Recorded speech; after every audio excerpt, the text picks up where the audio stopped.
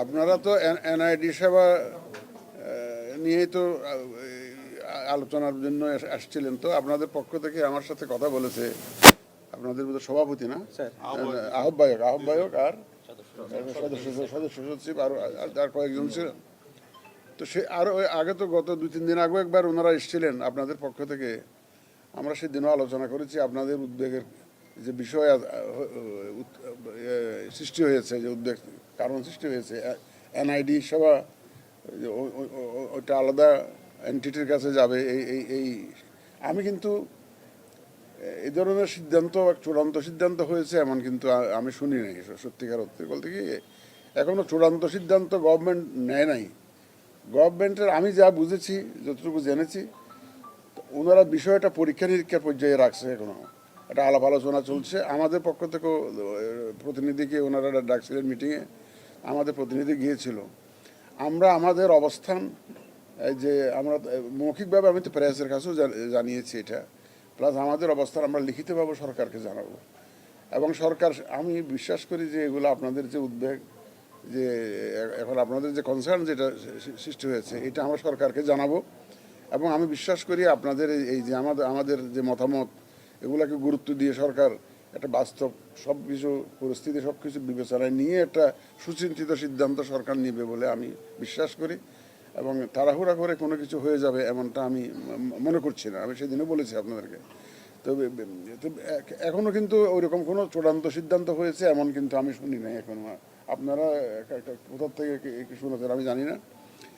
এই ব্যাপারে কোনো চূড়ান্ত সিদ্ধান্ত কিন্তু এখনো হয় নাই। এটা এখনো আলাপ আলোচনার পর্যায়ে আছে। আমি যতটুকু শুনেছিলাম যে সরকারের চিন্তা ছিল যে বিভিন্ন সেবাগুলা একটা প্ল্যাটফর্ম থেকে যাতে দেওয়া যায় এবং সেই প্ল্যাটফর্মটা ইসির অধীনে থাকবে, এমন একটা চিন্তা আছে বলে আমি শুনেছি।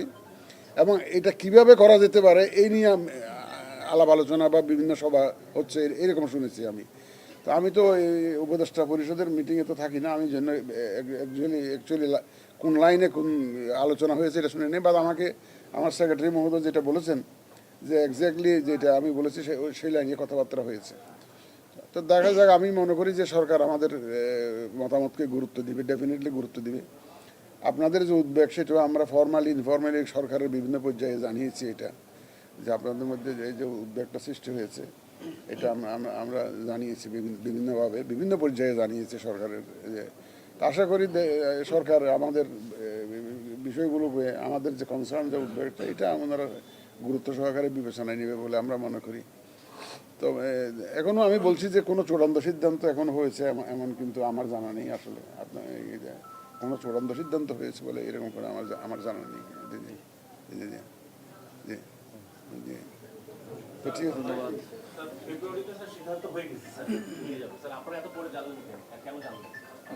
এখন কেন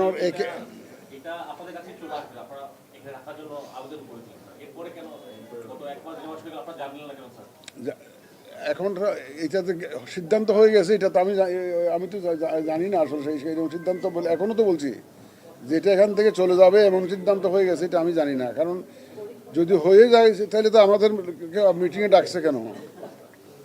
আপনাদের এটা আমি চূড়ান্ত সিদ্ধান্ত হয়েছে এমন কিন্তু আমি শুনি নাই।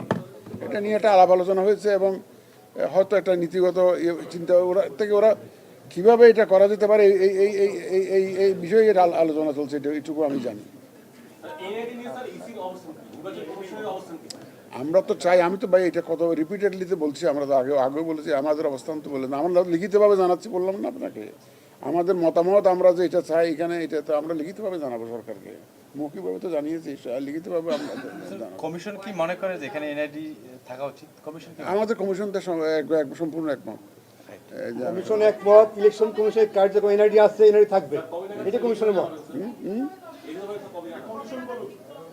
এটা তো অন আর্জেন্ট বেসিস আমরা এটাতে, কারণ এটা তো নিয়ে আমাদের সাথে ওই যে আমাদের অ্যাসোসিয়েশনের নেতৃবৃন্দ আমাদের সাথে বুধবারের মধ্যে দৃশ্যমান পদক্ষেপ দেখতে চাচ্ছে। আপনারা কি বুধবারের মধ্যে পাঠাবেন না পরে পাঠাবেন?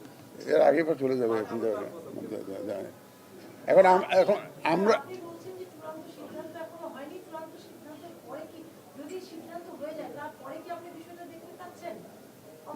না না না না না না না না না, আমরা জানলাম কবে? আমরা জানলাম যখন আমাদেরকে মিটিংয়ে ডাকা হয়েছে, তখন আমরা জানলাম। আমাদের অফিসার গেছে, এখানে রিপ্রেজেন্টেটিভ গেছে। তারপরে তো আমি তো প্রেসে রিয়াকশন দিয়েছি। এখন আমরা তো একটা যেটা হয়েছে বলে আমি যেটা জানি না, তাহলে আমি কীভাবে রেসপন্ড করবো, বুঝছেন না? এটা আমরা তো জানলাম, আমরা ইমিডিয়েটলি রেসপন্ড করতেছি। আমরা এটা আমাদের মতামত আমরা সরকারকে জানাবো, একদম জানাবো। আমরা কমিশন,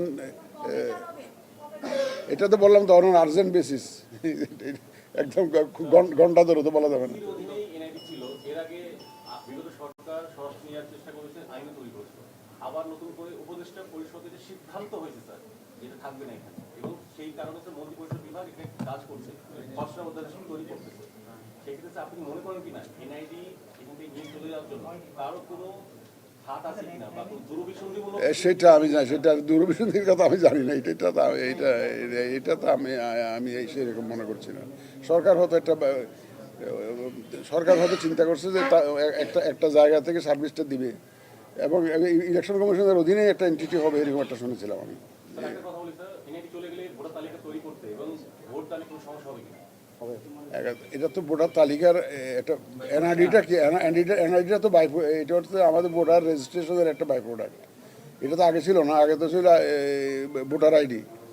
পরে যখন আস্তে আস্তে ডেভেলপ হলো তখন হয়তো অ্যাজ এ বাই প্রোডাক্ট এনআইডিটা আসছে আমাদের এখানে।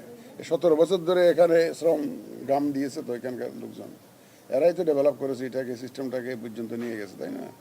এবার নিজেদের কাজের অতিরিক্ত হিসাবে কাজ করে এটা নিয়েছে। আর এটা তো সারা দেশে একটা নেটওয়ার্ক ডেভেলপ করেছে, এক্সপার্টিস ডেভেলপ করেছে। এই সার্বিক বিষয়গুলো ডেফিনেটলি সরকার বিবেচনায় নেবে, আমি বিশ্বাস করি। ইনফরমেশনের একটা গ্যাপ থাকতে পারে হয়তো। এখন আমাদের লিখিত মতামত পাওয়ার পরে তো নিশ্চয়ই এই গ্যাপটা থাকবে না। এবং আমরা আমাদের পক্ষ থেকে আমরা তো আলটিমেটলি, সরকার তো অনেক উপরের ব্যাপার, আমরা একটা কনস্টিটিউশনাল বডি, আমরা আইন এবং কনস্টিটিউশন দ্বারা গাইডেড।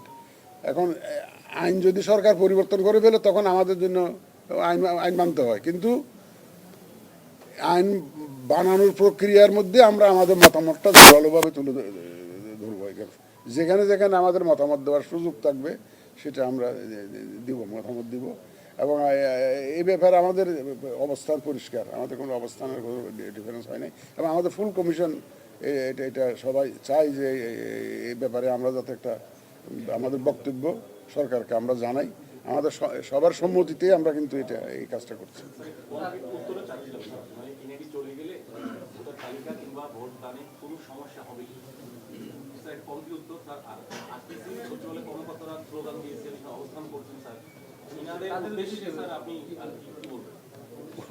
উদ্দেশ্যে আর কি বলতে পারবো? আমি তো বললামই তো, উদ্দেশ্যতে আমার বক্তব্য এটাই, I am not the ultimate decision maker.